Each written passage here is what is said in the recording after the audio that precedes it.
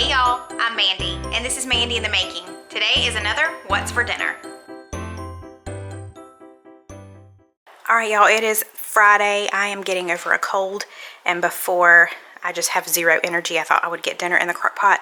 This is one of the simplest recipes that I've ever made, and it's so incredibly tasty. It is called Cheesy Cowboy Casserole, I think is what it's called. I will link it below. I got it from the Family Fudge, and seriously, I'm just going to dump all of this in there and let it cook for 7 to 8 hours. And then the last 30 minutes, I will put 2 cups of shredded cheese on top, cover it, and let it melt. But it's just some ground beef, an onion, some red potatoes sliced pretty thin, cream of mushroom soup, diced tomatoes, kidney beans, garlic powder, salt and pepper, and corn. That's it. I dumped everything in there and mixed it around. I'm going to put the lid on, and I'm going to put it on low for 7 hours. Okay, y'all, it has been cooking all day. Woo! Yep, that happened. Alright, sorry about that. Okay, got the fog off of the lens. Now I'm just going to throw some cheddar cheese on top and then put the lid back on and just let it melt. There we go. It should be ready in like 20 minutes or so now. So the cheese is melted and we have served it up. And that is what's for dinner, y'all. Hey y'all, it is Saturday night and we are getting dinner ready. We're just going the easy route tonight. It's pretty much spaghetti, but it's kind of a different version of spaghetti. If you've been with my channel for a while, you know what it is. It's called red macaroni. If you are wondering how I make it, I will link the video below. It is very simple, very much a crowd pleaser. And then we're also going to do some biscuits along with it. So y'all, I'm taking the easy route tonight. Alright y'all, so today I used a different cheese on top and it looks really good. I used a mixture of mozzarella and provolone shredded cheese. And then there's our biscuits. Hey y'all, it is, what day is today? Monday. And I am starting to get supper ready.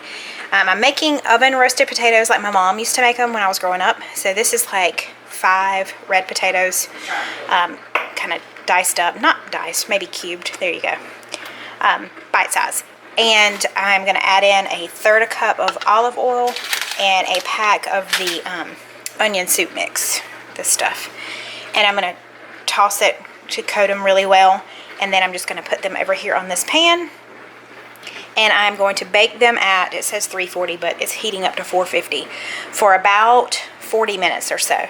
So I'm going to get that in since that's going to take the longest. Alright, so they are coated in the olive oil and the onion soup mix, and as soon as this finally tells me it's 450 degrees, they will go in the oven. Alright y'all, I don't think I told y'all what I'm making as the main thing tonight. I'm making Monterey chicken, so I've got the bacon cooking for that. I've done a video on this before, or it's been in one of my What's for Dinner videos before. I will share the link to the Monterey chicken recipe below. It is so incredibly good.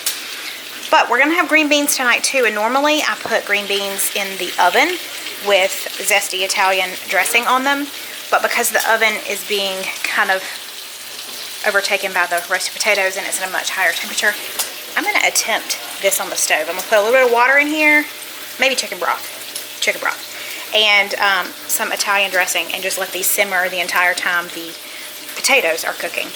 We'll see how it goes. Okay y'all, so this time we mostly cooked the chicken in the oven instead of just pan frying it. We put it in this cast iron skillet and had it in the oven along with the potatoes. We just put the barbecue sauce on top, and then I put, go ahead babe, a Mexican blend of cheese on top, but I also used the hot habanero and jalapeno jack cheese from Walmart. If you haven't ever tried that, get it. It is so good. This is what I'm talking about. So, if you like spicy stuff, grab this next time you're at Walmart. Y'all, I mean, it doesn't get any better. And now we're going to put this on the plates and put crumbled up bacon, scallions, and tomatoes on top. Alright y'all, so here is supper tonight. The oven roasted potatoes look so good. We'll see how the green beans are. I will put that here on the screen, let you know how they did, boiling in the Italian dressing. And then this Monterey chicken is just the star of the show. Let's eat. Hey y'all, it is Tuesday and we are making a new recipe and I'm so excited about it. My friend Kelly told me about this and she has tried it, I guess, a couple of times and they love it. So thank you, Kelly, for sending this to me. She sent it to me via Pinterest and it is called Sloppy Joe Tater Tot Casserole. So y'all know I love my cracked out chicken tater tot casserole. This is Sloppy Joe version of it. So all you need is a pound of ground beef, a half of an onion diced and a red bell pepper diced, a 2-pound thing of tater tots, a can of Sloppy Joe sauce, a can of corn, I'm going to drain that, a 8-ounce block of cream cheese, and about a cup of cheddar cheese. That's it, and we're going to get started by putting this in a skillet along with this and browning it up and then draining it, and then I'll be back. Okay, so we already browned this and then drained the fat. We put it back in the skillet on like medium low, and now we just add the cream cheese, which I softened in the microwave, and then just kind of cut it into chunks. We're going to also add the Sloppy Joe sauce and the corn that I've already drained. All right, I got it all in there, and I'm just going to stir it around until the cream cheese melts. That was the oven. Oh, I forgot to tell y'all that. You need to preheat the oven to 450. All right, so the cream cheese has melted. Doesn't that look good? And I just read the recipe again. It says half of this bag, but I don't know. We may do almost the full bag, like I normally do with the chicken tater tot casserole that I do. And so what we're going to do is put this in a 9x13, spread it all out, top it with about half of the cheese, then put the tater tots on, and then top it again with the rest of the cheese, and then we're going to stick it in the oven for 20 minutes at 450. Okay, y'all, look at that. Oh my word. I'll show it to you on the plate. We chopped up some green onions to go on top, and then I just did some broccoli in the microwave. So, okay, y'all, so this is what it looks like on our plate. And I will put right here on the screen what we thought of it. But this is supper tonight.